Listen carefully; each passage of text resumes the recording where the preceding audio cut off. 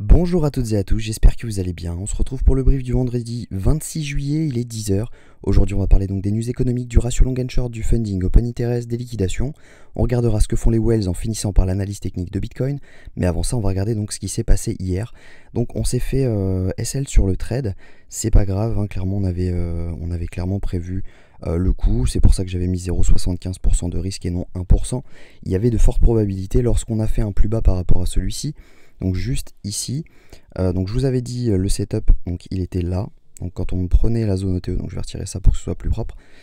Quand on prenait la zone OTE de ce mouvement, logiquement on devait retracer ici. On a commencé à retracer et en fait tout simplement ce qui s'est passé, c'est que derrière il y a beaucoup de gens qui ont short et donc ça a accumulé des liquidités. Et derrière on a tout simplement continué à push à la hausse. Mais voilà, en gros dès qu'on a eu ce plus bas, donc dès qu'on a validé par-dessus ce plus bas, c'était compliqué de valider le setup. C'est pour ça que j'ai réduit mon risque sur cette position. C'était tout à fait possible de venir donc tout simplement faire quelque chose comme ça et derrière pouvoir redump, mais voilà, le fait qu'on ait pris la liquidité juste ici, c'était un biais un peu négatif pour pouvoir short, étant donné qu'il n'y avait plus grand chose à prendre malgré ces liquidités qui se trouvent juste ici.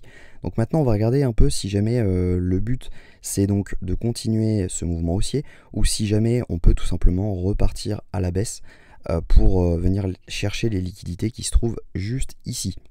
Donc au niveau des news économiques, aujourd'hui à 14h30 on va avoir le PCE Core qui a un impact direct sur l'inflation américaine et par conséquent sur le consensus de la prochaine réunion FOMC. Donc attention, à 14h30 il risque d'avoir pas mal de mouvements. Si jamais on regarde le ratio long and short, on est sur presque du 50-50. Pour rappel, hier on avait 64,5% de long, actuellement on a 53%. Donc clairement il y a beaucoup de personnes qui ont short ce mouvement et par conséquent on a eu beaucoup de liquidités qui se sont accumulées au nord. Si jamais on regarde au niveau des funding open interest, on a beaucoup de longs qui sont ouverts dernièrement. Mais voilà, on voit que juste ici également, il y avait eu beaucoup de longs, d'où ce rect juste en dessous des plus bas. Donc c'est pour ça qu'on a fait donc cette mèche. On a sorti tout le monde, on le voit. Derrière là-dessus, on voit qu'on a sorti pas mal de gens. Et derrière, qu'est-ce qu'on a eu? On a eu une baisse de l'open interest avec une baisse des funding. Ça veut tout simplement dire que ce sont des gens qui étaient en long qui sont sortis parce que voilà, quand les funding baissent et l'open interest baisse, ce sont des longs qui se ferment. Derrière, qu'est-ce qu'on a eu? On a eu donc cette hausse de l'open interest avec cette hausse des funding. Donc ça veut dire que tout ici, depuis les 65 790, on a des gens qui longuent ce marché. Donc par conséquent, on a beaucoup de liquidités qui s'accumulent juste ici. On a quasiment fini de prendre tout ce qu'il y avait à prendre à la hausse. On voit hein, ce pic de liquidité qu'il y avait à prendre juste ici. Là, ici, on avait un cluster également.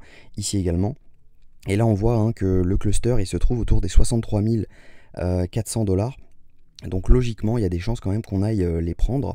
Si jamais on regarde sur 3 jours, il y a énormément de liquidités qui traînent vraiment aux 63 000 $. On a un dernier cluster autour des 67 000 $. Ça, c'est les gens qui ont short ce dernier mouvement sur toute la montée. Mais voilà, on a énormément de chances de venir chercher ce mouvement autour des 63 000 $ quand même. Donc il faut pas passer boule tout de suite, étant donné qu'on a quand même pas validé donc de changement de tendance par rapport à ça. Donc pour le moment on reste bear, mais si jamais on commence à faire un plus haut par rapport à ces derniers plus hauts, il y a de chances qu'on change de tendance et qu'on ne revienne pas tout de suite chercher ces plus bas, même si je pense que voilà, on va sûrement juste les garder pour plus tard et venir les chercher ensuite.